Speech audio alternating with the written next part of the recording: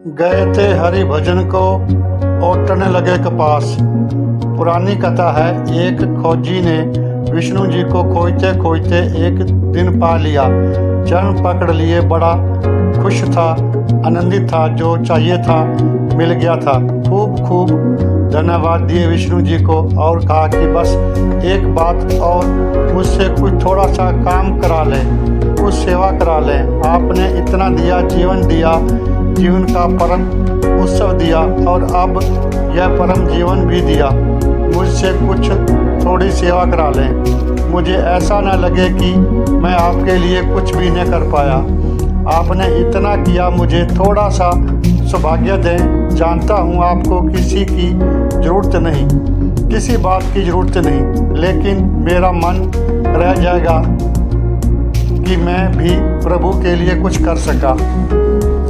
विष्णु जी ने कहा, कर सकोगे, करना बहुत कठिन होगा। मगर भक्त जिद अड़ गया तो कहा, ठीक है, मुझे प्यास लगी है, क्षीर सागर में तैरते हैं। विष्णु जी वहाँ कैसी प्यास, पर इस भक्त के लिए कहा कि चल ठीक, मुझे प्यास लगी है, तू जाकर एक प्याली भर पानी ले आ। भक्त भागा। कुछ कहोगे, तुम कहोगे क्षीर सागर था, वहाँ से भर लेता, लेकिन जो पास है वह तो किसी को दिखाई नहीं पड़ता। उत्तरा संसार में एक द्वार पर जाकर दस्तक दी। एक सुंदर युवती ने द्वार खोला। उस भक्त ने कहा कि देवी, मुझे एक प्याली भर शीतल जल मिल जाए। उस युवती ने कहा, आप आए हैं ब्राह्मण देवता, भीतर विराजें, मेरे घर को धन्य करें। ऐसा बाहर से न चले जाएं। फिर मेरे पिता भी बाहर गए हैं, मैं घर में अकेली हूँ। वे आएंगे तो बहुत नाराज होंगे कि ब्राह्मण देवता आए और तूने बाहर से भेज दिया। नहीं, आप भीतर आए। एक क्षण को तो ब्राह्मण देवता डरे। युक्ति है, सुंदर है, अति सुंदर, ऐसी सुंदर स्त्री नहीं देखी।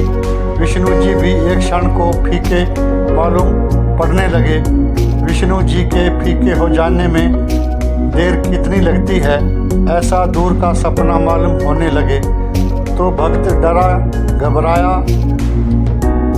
घबराया इसलिए कि विष्णु एक क्षण को भूलने ही लगे। आवाज़ दूर से दूर होने लगी। उसने कहा कि नहीं, माथे पर पसीना आ गया, लेकिन युक्ति तो मानी नहीं। उसने हाथ ही पकड़ लिया ब्राह्मण देवते का कि आप आए भीतर, ऐसे न जाएं, ऐसे न जाने दूंगी। आपके हाथ का पकड़ना। ब्राह्मण देवता विष्णु जी बिल्कुल विलीन हो गए। वह भीतर ले गई। उसने कहा, जल तो आप ले जाएंगे, लेकिन पहले स्वयं को जलपान कर लें। तो नाश्ता करवाया, पानी पिलाया।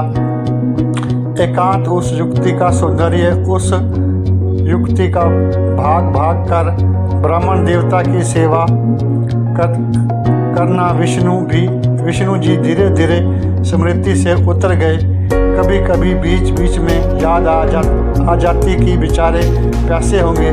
फिर सोचता कि ठीक है, भगवान को क्या प्यास, वह तो मेरे लिए ही उन्होंने कह दिया है, अन्यथा उनको क्या प्यास, वे तो परम तृप्ति में है, तो ऐसी कोई जल्दी तो नहीं। और 2 क्षण रुक लूँ। और युक्ति ने जब निमंत्रण दिया कि जब आप ही आ गए हैं, मेरे पिता भी थोड़ी देर में आते ही होंगे, उनसे भी मिल कर जाएं। तो वह सहज ही राजी हो गया और युक्ति सेवा करती रही। और युक्ति का सौंदर्य और रूप मन को मोहता रहा। सांझ हो गई, पिता तो लौटे नहीं। युक्ति ने कहा, आप भोजन तो कर लें, अब सांझ को कहाँ जाओगे भोजन करने। भोजन बना, भोजन किया, रात हो गई। युक्ति ने कहा, इस रात में अब कहाँ जाओगे। सोचो तो ब्राह्मण देवता भी यही रहे थे कि रात अब कहाँ जाएंगे। सुबह भोर होते ब्रह्म मुहूर्त में निकल जाना राजी हो गए। फिर 2 वर्ष बीत गए, फिर वह वहाँ से निकले नहीं।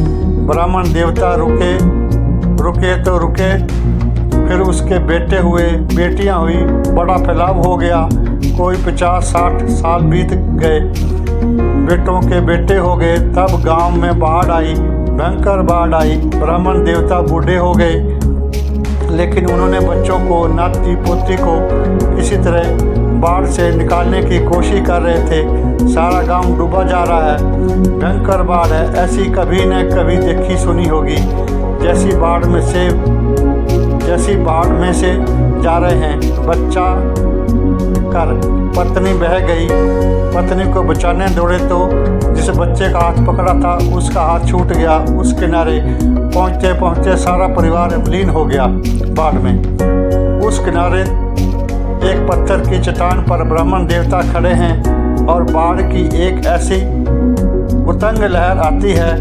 उतंग लहर पर आते हैं विष्णु जी बैठे हुए और कहते हैं कि मैं प्यासा ही हूँ, तुम अभी तक पानी नहीं लाए।